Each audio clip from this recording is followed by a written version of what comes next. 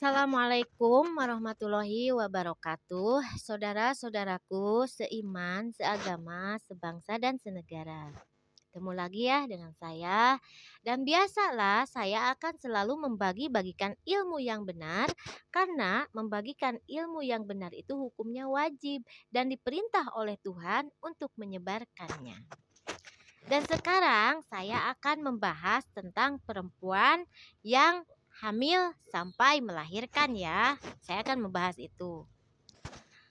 Ketahuilah saudara bahwa eh, Nabi Adam seperti manusia yang pertama diciptakan oleh Tuhan Yang Maha Esa dari 4 unsur yang ada di bumi, yaitu air, tanah, api, angin. Dan istrinya Siti Hawa dibuat dari tulang rusuk Nabi Adam. Sampai Siti Hawa dan Nabi Adam bersenggema sampai turunlah keturunannya sampai kita manusia semua keturunan Adam dan Hawa.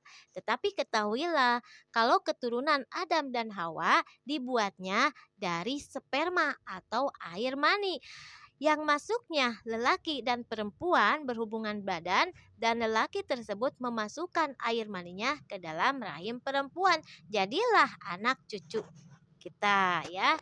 Dan kita harus tahu ya cara pembuatan manusia dari sperma ya yang sudah Tuhan jelaskan kepada kita. Di saat lelaki dan perempuan berhubungan badan dan lelaki tersebut memasukkan spermanya atau air mani ke dalam rahim perempuan yang sudah tumbuh benih. Dan tumbuh benih perempuan di saat perempuan usia 13 tahun ya. Jadi di setiap perut perempuan ada yang bernama benih dan tumbuhnya benih di saat 13 tahun. Di saat umur 13 tahun tumbuh benih tersebut dan benih tersebut mengeluarkan kokotor yaitu darah head. Jadi tumbuh benih di dalam rahim perempuan di usia 13 tahun dan mengeluarkan kokotor yaitu darah haid. Jadi rata-rata perempuan mengeluarkan darah haid di usia 13 tahun di saat benih tumbuh di dalam rahim. Rata-rata ya, tapi ada juga yang kurang, ada juga yang lebih, tetapi rata-rata di usia 13 tahun perempuan mengeluarkan darah haid. Dan di saat benih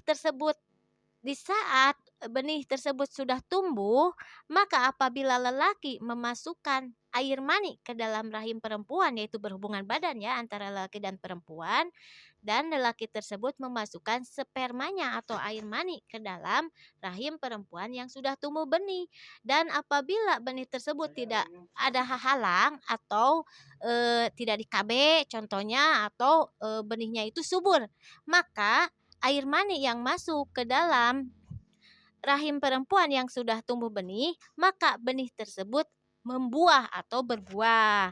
Jadi buah tersebut 1 bulan darah encer, 2 bulan masih encer, 3 bulan darah encer masih encer, 4 bulan sudah kental dan ada rambang-rambang calon bayi atau yang disebut janin.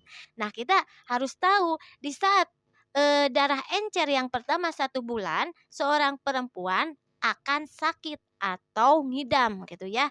Jadi apabila 1 bulan 2 bulan perempuan ngidam yaitu hamil, perempuan suka sakit yaitu mual-mual, muntah-muntah, itu tandanya perempuan itu hamil. Jadi di saat 1 bulan darah encer, 2 bulan masih encer, perempuan itu suka sakit yaitu mual-mual atau ngidam sampai sembuh-sembuh 4 bulan. Di saat 4 bulan yaitu di saat benih tersebut sudah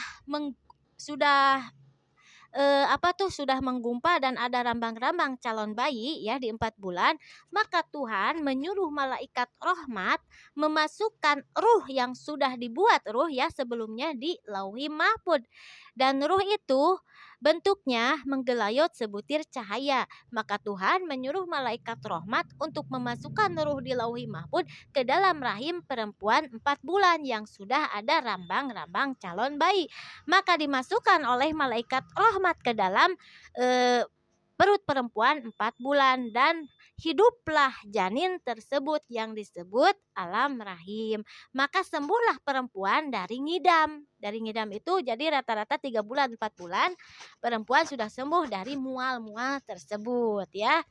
Nah, di saat 4 bulan yang sudah hidup atau disebut alam rahim, janin tersebut membesar. 5 bulan sudah menjadi daging, 6 bulan sudah membentuk seorang bayi, 7 bulan sudah menjadi seorang bayi dan sangat lincah dan dibungkus ketuban atau pembungkus bayi. Jadi ketuban itu pembungkus bayi ya di dalam perut ibu.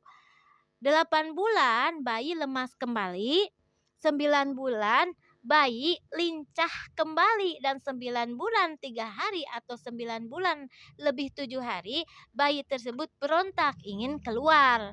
Di saat bayi berontak ingin keluar, seorang ibu akan merasakan sakit yang luar biasa, yaitu akan melahirkan. Dan di saat akan melahirkan, ketuban pembungkus bayi pecah. Jadi ketuban itu pembungkus bayi.